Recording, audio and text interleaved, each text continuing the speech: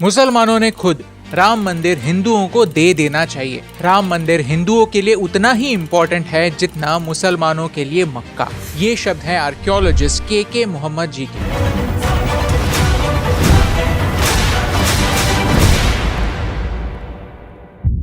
मुगल लुटेरे बाबर के कहने पर यहाँ एक मस्जिद बनाई गई थी। कुछ लोग पूछते हैं कि प्रूफ क्या है कि बाबरी मस्जिद राम मंदिर के ऊपर ही बनाई गई थी। इस सवाल का जवाब ढूंढने के लिए आपको कोई एक्सपर्ट होने की जरूरत नहीं है दोस्तों। जवाब मस्जिद के ओरिजिनल नाम में ही है।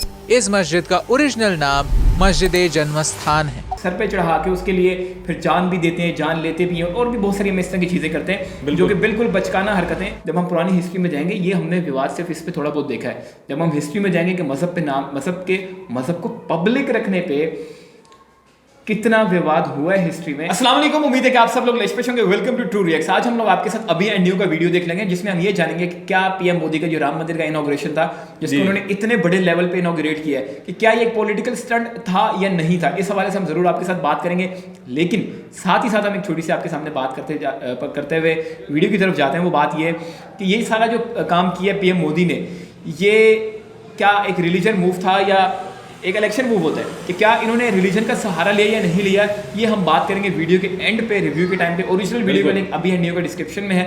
अगर आप इनको सपोर्ट एंड सब्सक्राइब करना चाहते हैं, आप वहां जाके कर सकते हैं। वीडियो फिर हम करते हैं स्टार्ट। मुसलमानों ने खुद राम मंदिर हिंदुओं को दे देना चाहिए। राम मंदिर हिंदुओं के लिए उतना ही इम्पोर्टेंट है जितना मुसलमानों के लिए मक्का। ये शब्द है आर्कियोलॉजिस्ट के मोहम्मद जी के, जिन्होंने अयोध्या राम मंदिर के सफर में एक अहम भूमिका निभाई थी। भगवान श्री राम को त्रेता युग में सिर्फ 14 साल का वनवास भुगतना पड़ा, लेकिन कलयुग में हमने उन्हें 500 साल के लिए अपने घर से, अयोध्या से दूर रखा।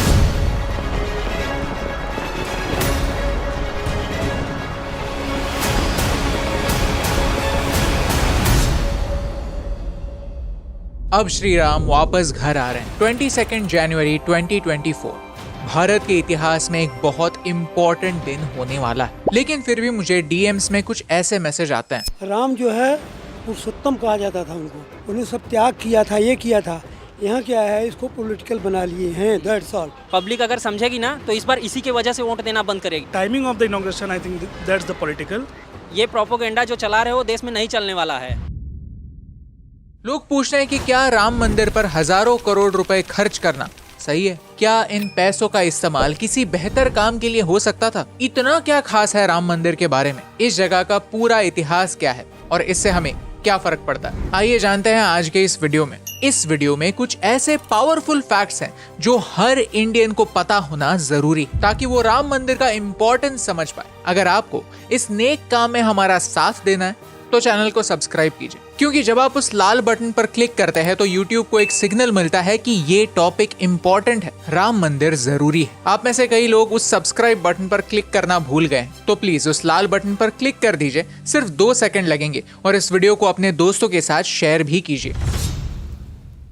और जिसने मन में संकल्प किया हुआ है कि 30 अक्टूबर को वहां पर पहुंच करके कार सेवा करेंगे और मंदिर वहीं बनाएंगे।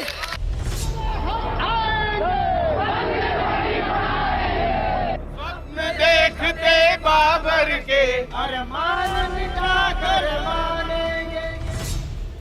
भाइयों बहनों, 500 वर्षों का इंतजार समाप्त होने जा रहा है। रामलला हम आएंगे, मंदिर वहीं बनाएंगे।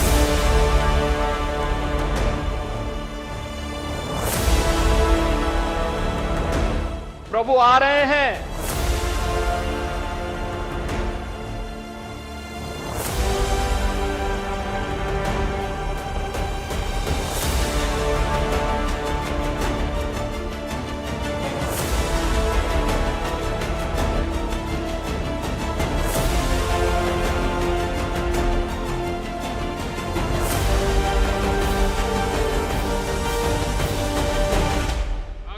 श्री राम बस आने ही वाले।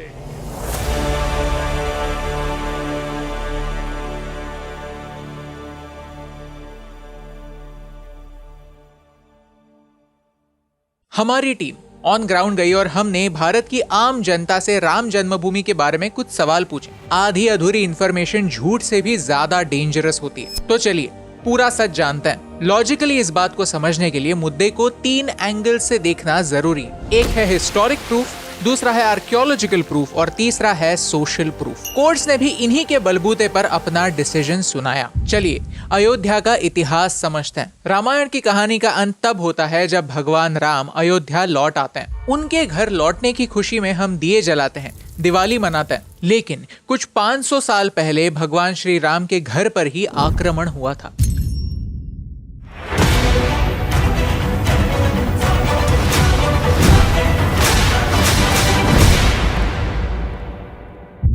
मुगल लुटेरे बाबर के कहने पर यहाँ एक मस्जिद बनाई गई थी। कुछ लोग पूछते हैं कि प्रूफ क्या है कि बाबरी मस्जिद राम मंदिर के ऊपर ही बनाई गई थी। इस सवाल का जवाब ढूंढने के लिए आपको कोई एक्सपर्ट होने की जरूरत नहीं है दोस्तों। जवाब मस्जिद के ओरिजिनल नाम में ही है। इस मस्जिद का ओरिजिनल नाम मस्जिद जन्मस्थान है। किसका जन्मस्थान? समझदार को इशारा काफी होता है और जो ना समझ है उसे रिचर्ड एम ईटन एक अमेरिकन हिस्टोरियन है। उन्होंने सन 1192 से लेकर 1760 तक डेटा कलेक्ट किया और 80 ऐसे मंदिर आइडेंटिफाई किए जिन्हें इस्लामिक इन्वेडर्स ने डिस्ट्रॉय किया था। हसन निजामी ने एक किताब लिखी है, ताज उल मसिर, जहां हर मंदिर को तोड़ने का रीजन और डिटेल में डिस्क्रिप्शन भी लिखा गया है। ये सब क्यों हुआ? मजे के लिए नहीं, प्रूफ मिटाने के लिए। इसे आइकोनोक्लाज्म कहते हैं। इस शब्द का मतलब है एक बिलीफ पर अटैक करना, नेटिव लोगों के नेटिव प्रैक्टिसेस को तोड़ देना ताकि उन्हें डिवाइड करना आसान हो जाए, उन्हें कन्विंस करना आसान हो जाए कि आप बिखरे हुए हैं, आप में कुछ कॉमन है ही नहीं। और इस टेक्निक को सिर्फ भारत में ही नहीं, इजिप्ट, ग्रीस, फ्रांस में भी पुराने कल्चर को मिटाने के लिए यूज किया गया। जब हम इजिप्ट गए थे तो हमने देखा था कि फेरोज के चेहरों को मिटाया गया था। इजिप्ट के इतिहास में, इजिप्ट के नेटिव कल्चर में फेरोज को एक भगवान का मैसेंजर माना करते थे। लेकिन कुछ एक्सट्रीम लोगों का मानना था कि किसी और की पूजा करना सही नहीं है। हर इंसान के विचार समान होने चाहिए और अगर आप उस ढांचे में बैठते नहीं तो आपको इंसान कहलवाने का कोई हक नहीं। आप गलत राह पर चल पड़े हैं और आपको सही राह पर लाना हमारा मकसद। लेकिन ये कोशिश भारत में कामयाब नहीं हुई दोस्तों, एटलीस्ट पूरी तरह से नहीं। बाबर ने वहां पर मस्जिद बनाई जरूर, लेकिन वो उस मंदिर को पूरी तरह से मिटा नहीं पाए। क्योंकि मंदिर क्या होता है? मंदिर सिर्फ एक बिल्डिंग नहीं होती, मंदिर लोगों की श्रद्धा होती है। और इसका प्रूफ हमें 1770s में मिलता है। ऑस्ट्रियन प्रीस्ट जोसेफ टाइफेंटालर ने लिखा है कि यहाँ हिंदू और मुस्लिम दोनों वर्शिप किया करते थे। मतलब यही है कि कन्वर्जन होने के बाद भी इस जगह का इम्पोर्टेंस कम नहीं हुआ।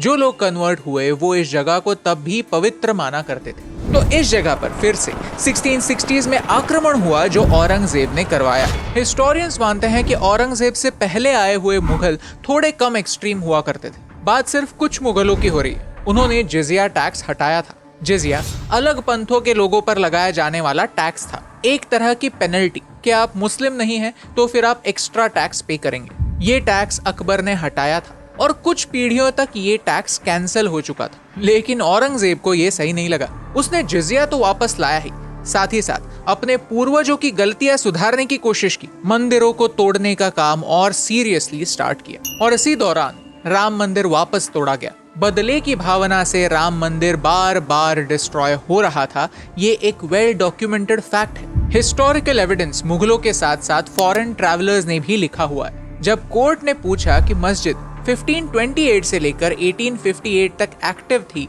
इसका कोई प्रूफ दिखाओ, तो कोई प्रूफ सामने नहीं आया। वेराज ये जगह हिंदुओं के लिए कितनी इंपॉर्टेंट है इसका सैकड़ों सालों का इतिहास है। रामायण की बात छोड़िए, क्योंकि आप में से कई लोगों को रामायण एक मिथ लगता है। आप उसे स्पाइडरमैन से कंपेयर करते हैं। लेकिन जब British traveller William Finch Bharat आए, अयोध्या आए, तो उन्होंने देखा कि हिंदू यहाँ आते हैं, नदी में नहाते हैं और अपने साथ राख ले जाते हैं। कई मुगलों के फरमानों में अयोध्या को राम जन्मभूमि के नाम से ही संबोधा जाता है, यानी उन्हें भी इस जगह का इतिहास पता था और उन्होंने बार बार इस बात को एडमिट भी किया था कि मस्जिद राम मंदिर को तोड़कर ही बनी थी। अगर ये बात इतनी वेल डॉक्यूमेंटेड है तो कंट्रोवर्सी क्यों? कई लोग समझते हैं कि ये कंट्रोवर्सी 1990s में बाबरी मस्जिद की डिमोलिशन के बाद शुरू हुई, लेकिन इतिहास और गहरा है। 1885 में हिंदू पुजारियों ने यहाँ पर एक मंदिर की स्थापना करने की कोशिश की थी।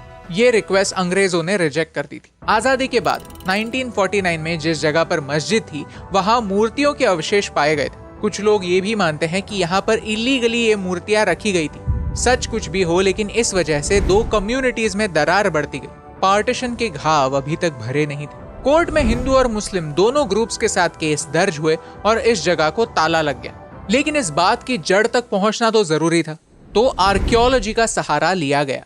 के मोहम्मद ASI के एक आर्कियोलॉजिस्ट हैं। वो 1970s के दौरान बाबरी मस्जिद में उत्खनन करने वाले इकलौते मुस्लिम आर्कियोलॉजिस्ट थे। उन्होंने ये ऑब्जर्व किया कि जैसे 12वीं और 13वीं सदी में मंदिरों में घड़ा हुआ करता था, पूर्ण कलश हुआ करता था, वैसे ही स्ट्रक्चर्स यहाँ पर भी थे। 1986 में पॉलिटिकल माइलेज के लिए यहाँ के ताले खोले गए, लेकिन किसी ने भी प्रेडिक्ट नहीं किया था कि आगे होगा क्या। हिंदू वोटर्स को अपनी तरफ खींचने के लिए ये डिसीजन लिया गया था। राजीव गांधी सरकार ने सुप्रीम कोर्ट के शाहबानो डिसीजन को ओवरटर्न किया था, जिससे ऑर्थोडॉक्स मुस्लिम कम्युनिटी तो खुश थी, लेकिन हिंदू नाराज हो चुके थे। तो अपीजमेंट को रोकने के बजाय हिंदुओं की अपीजमेंट स्टार्ट हुई। 1992 में बाबरी मस्जिद डिमोलिश हुई और यहाँ बड़े ही दर्दनाक रायट्स हुए। चीफ मिनिस्टर के कहने पर पुलिस ने लोगों पर गोलियां चलाई और भगदड़ में लोगों की मौत भी हुई। 1980 से लेकर आज तक हर इलेक्शन में राम जन्मभूमि को लेकर वोट्स मांगे जाते हैं। कुछ लोग मंदिर बनाने के लिए वोट्स मांगते हैं, तो कुछ लोग मंदिर बनने से रोकने के लिए। 2003 में वापस आर्कियोलॉजिकल सर्वे हुआ। यहाँ पहले 12 पिलर्स मिले थे, अब 50 मिले। हिस्टोरिकल और आर्कियोलॉजिकल दोनों साइड से राम मंदिर की कहानी स्ट्रॉन्ग बनती गई, लेकिन वापस मुस्लिम लोगों ने इस जगह को पीसफुली हैंड ओवर करने से इनकार कर दिया। वो अपना हक छोड़ना नहीं चाहते थे। 2010 में हाई कोर्ट ने इस पूरी जगह का बंटवारा 3 ग्रुप्स में इक्वली किया, लेकिन इस बात को वापस चैलेंज किया गया। फाइनली 2019 में सुप्रीम कोर्ट के 5 जजेस के बेंच ने कहा कि मंदिर यहीं पर बनेगा। कॉम्पेंसेशन के तौर पर इस जगह के एरिया के डबल जगह वक्फ बोर्ड को दी गई। तो ये है पूरी हिस्ट्री। वैसे बोला जाए तो इस पूरे बात को कोर्ट के बाहर सॉल्व किया जा सकता था, मसला क्रिस्टल क्लियर था, लेकिन फिर भी ये बात इतनी लंबी खिंची, लेकिन अल्टीमेटली जीत सच्चाई की ही हुई। चलिए आखिर में एक सवाल पूछते हैं कि राम मंदिर देश के लिए इम्पोर्टेंट क्यों? इस वीडियो की शुरुआत में हमने आपसे पूछा कि क्या ये पॉलिटिकल स्टंट है।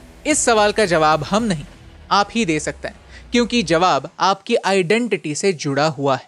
तुम्हारे घर में तुम्हारे मम्मी डैडी रहते हैं, तो उनकी डेथ होने के बाद उनकी फोटो लगाते हो ना आप घर पे, उनकी इज्जत के हिसाब से।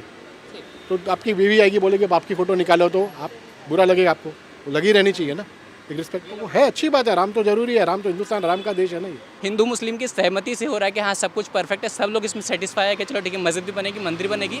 मैं खुद मुस्लिम हूँ, पर मुझे भी ये चीज़ अच्छी लगी कि चलो धर्म के नाम पे कम से कम इस बार तो लड़ाई नहीं होगी, मंदिर भी बनेगा तो मैं खुश हूँ, क्योंकि मुझे फ़र्क नहीं पड़ता अगर भगवान है या खुदा है, सब यही चाहते हैं कि इंसान अच्छे से रहे। हम वहीं से अयोध्या से ही हैं, हम लोग पगड़ी नहीं बांधते, चप्पल नहीं पहनते। अब जिस दिन ये आया उसी दिन से चालू किया हम लोग जूता पहनना।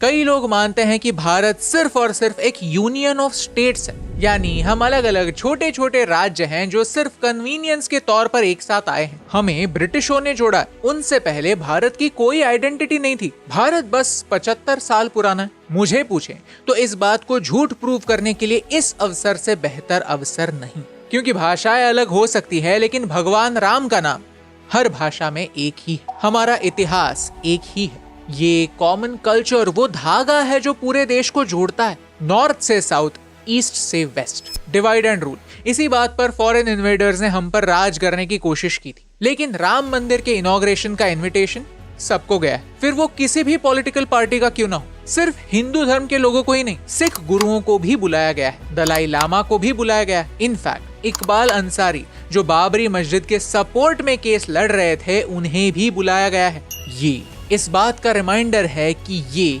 असली भारत है, ये नया भारत है जो डिवाइड एंड रूल पॉलिटिक्स को पीछे छोड़ने के लिए रेडी है। कुछ लोग पूछते हैं कि राम मंदिर को बनाने के बजाय कोई हॉस्पिटल बना देते, एंड आई एग्री कि भारत को मेडिकल इंफ्रास्ट्रक्चर की सख्त जरूरत है, लेकिन मुझे ये समझ में नहीं आता कि हमेशा आर्ग्यूमेंट दिस और दैट इस फॉर्मेट में क्यों होती है। क्या मंदिर और हॉस्पिटल दोनों नहीं बन सकते? क्या हम लोगों के फिजिकल नीड्स के साथ साथ उनके स्पिरिचुअल नीड्स का सम्मान नहीं कर सकते? कई सेलिब्रिटीज हैं जिन्होंने आज ये रियलाइज किया है कि एक आम इंसान के लिए राम मंदिर क्या मायने रखता है। अगर राम मंदिर इम्पोर्टेंट ना होता तो लोग अपनी जेब से 3,500 करोड़ रुपए डोनेट ना करते, इस क्राउड सोर्सिंग कैंपेन को दुनिया का 3rd largest crowd sourcing campaign ना बनाते। सिर्फ भारत में ही नहीं, अलग अलग देशों में राम के नारे ना लगते, हम बॉर्डर्स को भूलकर एक साथ ना आते। अगर राम मंदिर इंपॉर्टेंट ना होता तो सूर्यवंशी ठाकुर कम्युनिटी 500 साल बाद पगड़ी पहनने का डिसीजन ना लेते। कई लोग इसे एक रिलीजियस इवेंट मानते हैं, लेकिन असली मुद्दा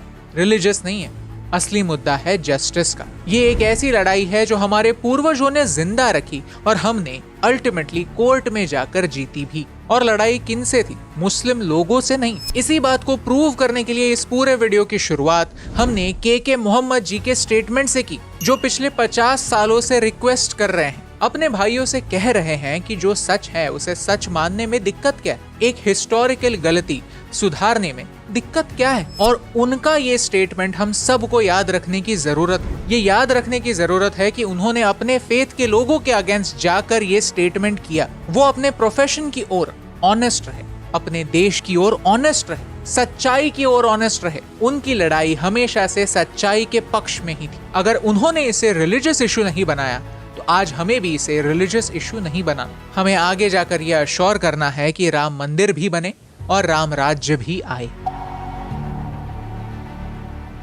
क्योंकि ये मंदिर सबका है। इस मंदिर ने हम सबको एज इंडियंस जोड़ने का काम किया, तोड़ने का नहीं। आज मंदिर निर्माण के थ्रू राष्ट्र निर्माण होने जा रहा है। इस वीडियो का कंक्लूजन मेरे अकेले का नहीं है दोस्तों, ये हमने, हमारी पूरी टीम ने साथ में बैठकर लिखा है, क्योंकि हम सब के लिए मंदिर का मतलब एक ही है, क्लोजर, कैथारसिस, जस्टिस।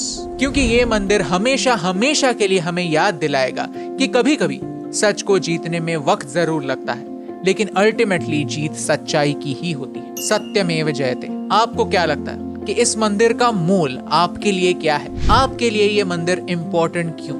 ये सवाल अपने आप को पूछिए और हमें कमेंट्स में जरूर बताइए, क्योंकि हम चाहते हैं कि भारत के हर बच्चे को जय श्री राम कहते हुए ऐसा ना लगे कि कोई मुझे कम्युनल कह देगा। हम चाहते हैं कि हम राम की मूर्ति की ही नहीं, राम के चरित्र की भी पूजा करें। मंदिर में बसे राम हमारे मन में प्रकाश लाए और सबसे इम्पोर्टेंटली हमें एक बेहतर इंसान बनाए। पुराने झगड़े छोड़कर एक दूसरे को गले लगाना सिखाए। और यही इम्पोर्टेंट बात आप तक पहुंचाने से मुझे फर्क पड़ता है। ये है वीडियो, बड़ा इंटरेस्टिंग वीडियो था, बड़ा ही कमाल का वीडियो था, देख के बड़ा मजा आया। उम्मीद है आपने भी हमारे साथ काफी एंजॉय किया होगा, मोहम्मद आमिर ने भी काफी एंजॉय किया। हाँ जी, बहुत। सो तो नहीं गया था? नहीं सो तो नहीं गया, लेकिन अच्छा।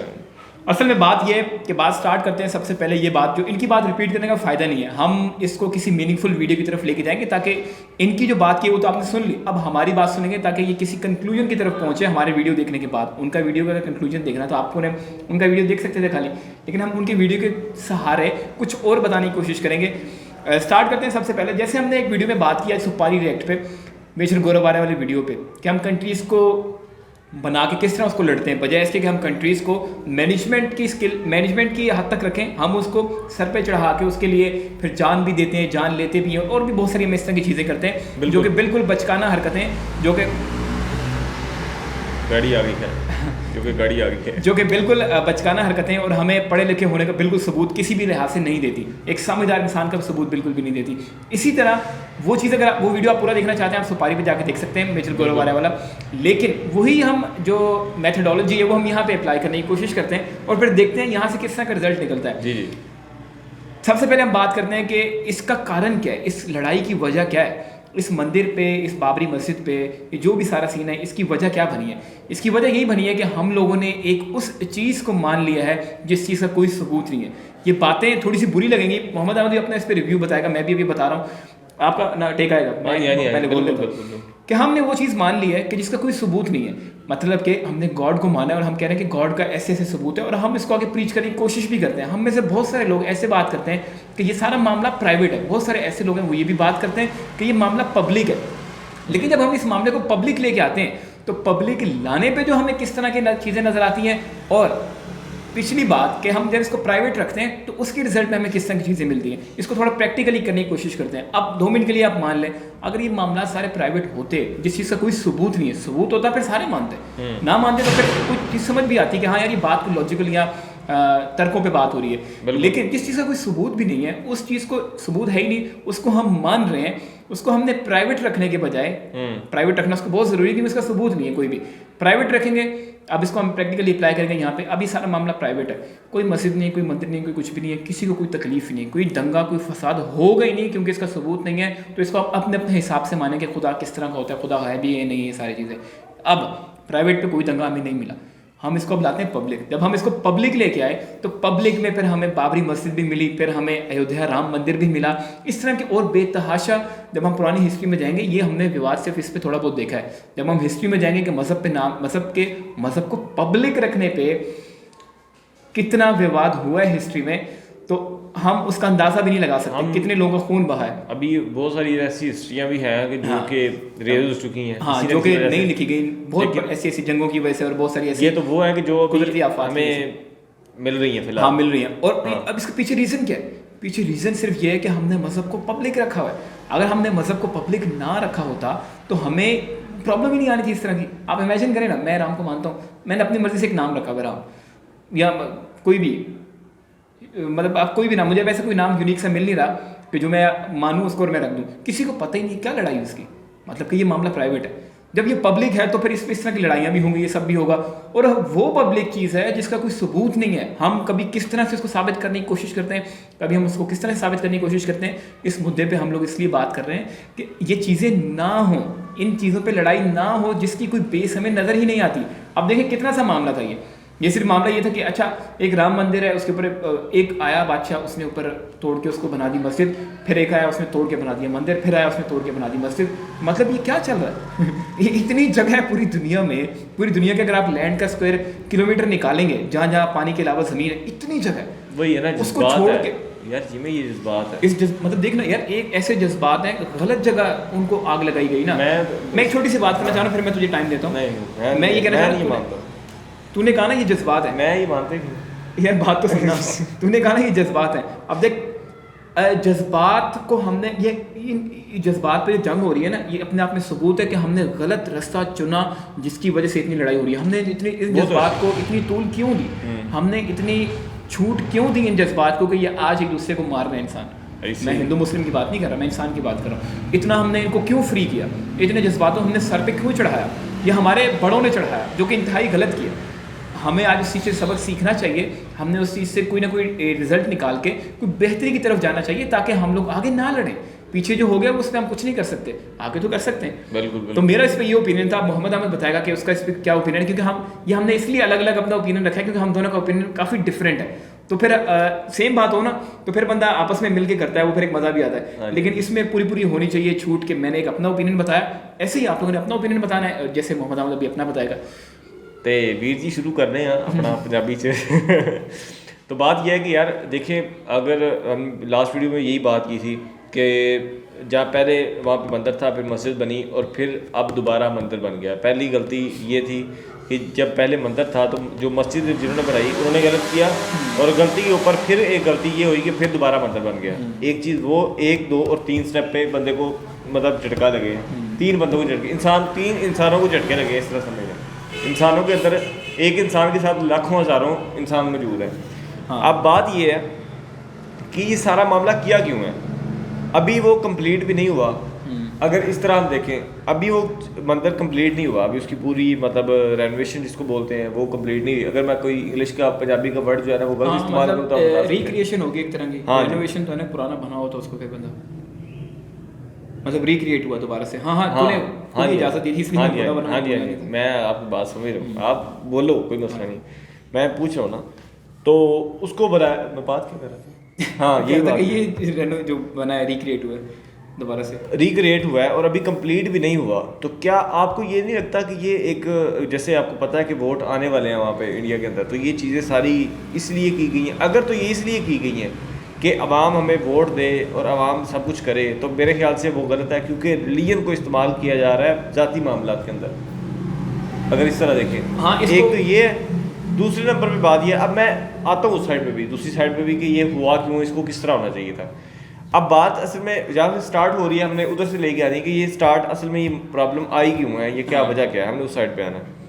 अब बात ये है कि जिस तरह उन्होंने ये सारा कुछ किया और सारे सबको एक मैसेज दिया कि आप यहाँ पे आए और आके इसका इफ्तिदा करवाइए, जो भी कह लें, उसको इफ्तिताह करवाएं, तो उन्होंने करवाया भी, जो कुछ बंदे आए कुछ नहीं भी आए। लेकिन प्रॉब्लम ये है कि इतना ज़्यादा शोर शराबा करने की ज़रूरत नहीं थी। वो बेशक मुस्लिम की मस्जिद होती, मैं उस पर भी ये बात करता हूँ कि इतना ज़्यादा शोर शराबा करने की ज़रूरत नहीं है, क्योंकि हम इसको बोलते हैं कि ये प्राइवेट मामला है, लेकिन एक्चुअल में ये पब्लिक मामला है। हम इस बात को कल से मान चुके हैं। हम नहीं, तू। मैं मान चुका हूँ कि ये बात हम इसको बोलते तो हैं, लेकिन ऐसा बिल्कुल नहीं है, इससे डिफरेंट है, इसका अपोजिट है हमें मिलता, कि हम एक ऐसी चीज़ जो इंसान के सामने करते हैं और वही इंसान दोबारा चीज़ें करता है। हम जो भी अपनी लाइफ के अंदर करते हैं, हमने ये अपने बड़ों से सीखा और उन्होंने भी किसी से सीखा, तो इस तरह ये सारी चीज़ें चलती हैं। तो इसी तरह मज़हब भी चलता है। अब बहुत सारे कम बंदे होते हैं जो इन चीज़ों को डीपली समझने की कोशिश करते हैं। पहली बात तो मेरे जैसे बंदे समझते नहीं है, वो कहते हैं भाई जो है ठीक है, चुप करके मानो और सुकून करो, यही करो अपनी लाइफ के अंदर। इन चीज़ों के अंदर जब आपको जवाब मिलना ही नहीं है, तो आपको क्या ज़रूरत है उस पंगे में पड़ने की। मेरा ये कहना है कि जब बंदे को लग रहा है, जो उसको लग रहा है ना कि यह सही है, उसको वो कर लेना चाहिए। बंदे का दिल कर रहा है ना कि ये गलत काम है, वो भी सही है ना, उसको कर लेना चाहिए, उसको करे, उसको खुले में बोले कि मैंने ये काम करना है। लेकिन अगर उसको पर्सनली तौर पे लग रहा है, ये नहीं कि वो अपने आप को फोर्स कर रहा है कि मुझे ये काम करना है, मैं करूँ या ना करूँ, ये वो आगे पीछे। अब आते हैं दूसरी साइड के ऊपर। ये बात तो होगी कि उन्होंने क्यों इस तरह किया और किस तरह करना चाहिए। दूसरे नंबर पे बात ये है, हंस क्यों रहा है? वैसे ही हंस रहा हूँ, बता ना। वैसे ही हंस रहा हूँ, कहता ये बात तो मुकम्मल हो गई क्योंकि हमने इसको ऐसे कर दिया। अच्छा, छेड़ दिया, कोई मसला नहीं। लेकिन बात ये है कि दूसरी साइड पे अगर हम आए तो उसमें हमें ये चीज़ें मिलती हैं कि हमें इस तरह की जो सोच है वो अपनी नहीं रखनी चाहिए, बेशक मुसलमानों को या फिर हिंदुओं को, क्योंकि ये एक पर्सनल मैटर है, इसको पर्सनल ही रखना चाहिए, पब्लिकली नहीं रखना चाहिए। उसकी वजह ये है कि जिस तरह के दंगे फसाद, जिस तरह अब्दुल्ला भाई ने भी बताया कि ये सब कुछ होता है। मारनी है, गुस्सा ना करिए यार मेरी बात, क्या शुक्र लगा रहा हूँ। तूने भी कहा था पब्लिक मामला है, अब तो प्राइवेट पे आ गई। नहीं, मैं कह रहा हूँ प्राइवेट मामला है तो इसको प्राइवेट ही रखना चाहिए। मैं ये बात सॉरी बात ही क्या हो गया। तो हमें इस चीज़ से निकलना पड़ेगा, हमें इस चीज़ को थोड़ा इग्नोर मारें और इस चीज़ से बाहर निकलें। हम जो प्राइवेट है उसको प्राइवेट ही रखें, उसको पब्लिकली ना लेके आएँ। ये सब कुछ जो भी इंतज़ाम हुआ, जो कुछ भी हुआ, मैं इस चीज़ से एग्री नहीं करता। उसकी वजह ये नहीं है कि मैं एज अ मुस्लिम इस चीज़ को देख रहा हूँ, मैं इस वजह से देख रहा हूँ, इस नज़र से देख रहा हूँ कि देखो एक चीज़ आपको साफ नज़र आ रहा है किस चीज़ लिए वो इस्तेमाल की गई है। ठीक है, अगर तो आपका पीछे मकसद ये है कि हमें ये मंदिर हमने इसलिए बनाया कि हमारे जो क्या उससे बोलते हैं यार, हमारी जो हिस्ट्री है या हमारा फिर जो रिलीजन है उसके साथ अटैच है, तो हमें उस चीज़ को बड़े अच्छे तरीके से मतलब देखना है और हमें ये करना है वो करना है, तो फिर आपको इस मौके पे इसको इफ्तिताह नहीं था करवाना चाहिए। ये जो अभी इफ्तिताह हुआ है इस पर आवाम बोल सकती है कि आपने इस तरह क्यों किया है, जबकि एक समझदार बंदे को इस बात का हिंट मिलता है यहाँ पे कि एयर उसी टाइम उसका इफ्तिताह हुआ है जबकि वो कंप्लीट, अब एक चीज़ है वो कंप्लीट ही नहीं हुई, एक बस है वो तैयार ही नहीं हुई है, उसकी सिर्फ टायर लगे, इंजन फिट हुआ है, उसको पेंट शेड नहीं हुआ, उसको बंदा बोले कि चलो जी आप सड़क पे आ जाओ, अब सवारियाँ जो है वो आगे पीछे करनी है एग्जाम्पल के तौर पे, तो उसका इफ्तिताह का क्या मतलब है कि अब उससे काम लिया जा रहा है। तो इसी तरह उस चीज़ से भी काम लिया जा रहा है जो कि नहीं होना चाहिए। इस प्राइवेट मामले को प्राइवेट ही रखना चाहिए। और मिक्स हो रहा है ना, तू इसको क्या कह रहा है, तू प्राइवेट कह रहा है या इसको पब्लिक कह रहा है? ओ भाई मैं तुझे अगर तू प्राइवेट कह रहा है, मैं इसको प्राइवेट मानता हूँ, लेकिन एक्चुअल में ये मुसलमानों का हो, हिंदुओं का हो, सिखों का हो, जिनका भी हो, ये क्या उसे प्राइवेट नहीं है, ये पब्लिक है एक्चुअल में।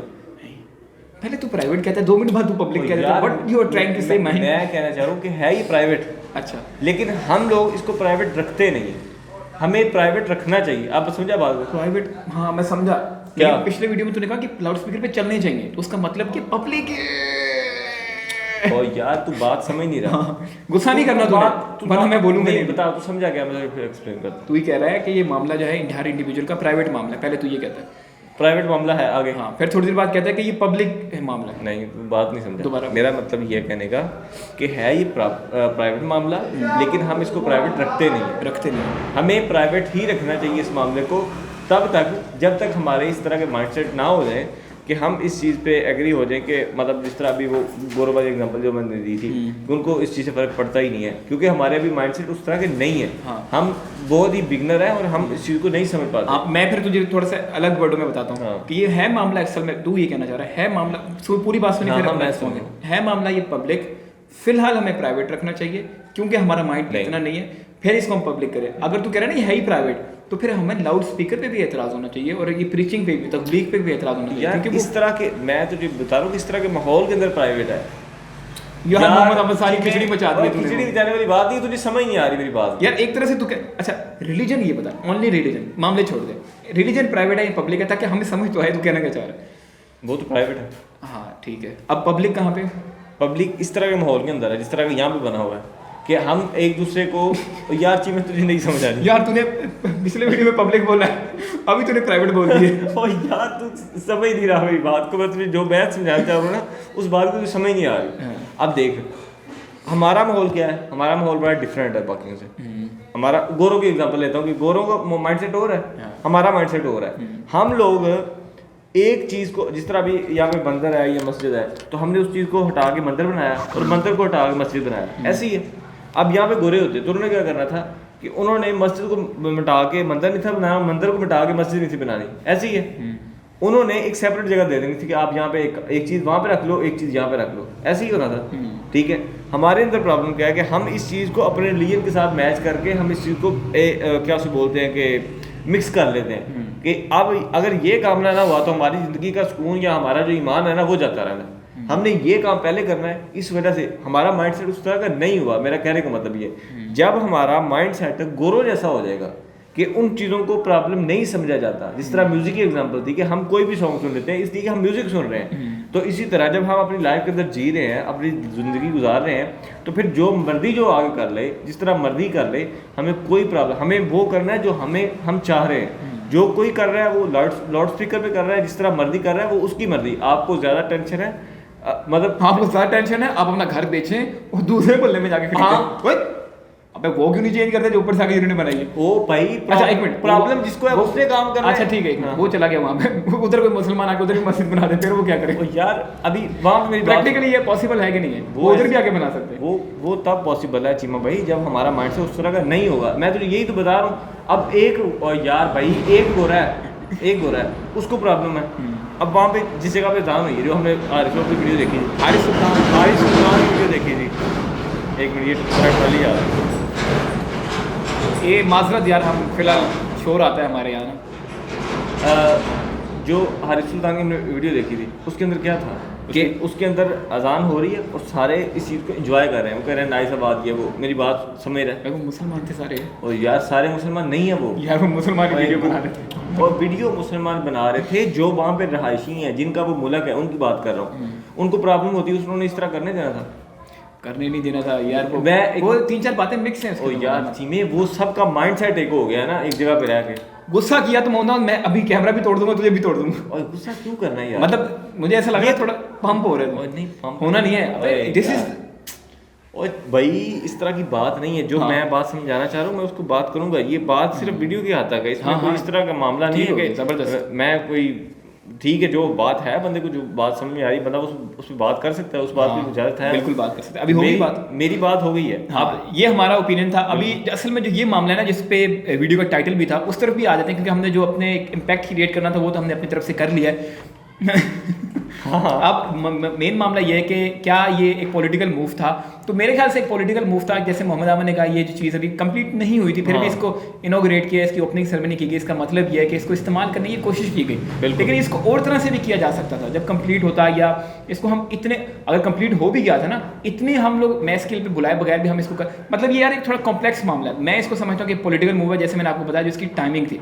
तो मोहम्मद अहमद का ख्याल, मेरे ख्याल में इसका यही है। तो बहुत सारे लोगों को इख्तलाफ हो सकता है, उसमें कोई मसले वाली बात नहीं है। हमें ओपन अपना ओपिनियन सामने रखना चाहिए।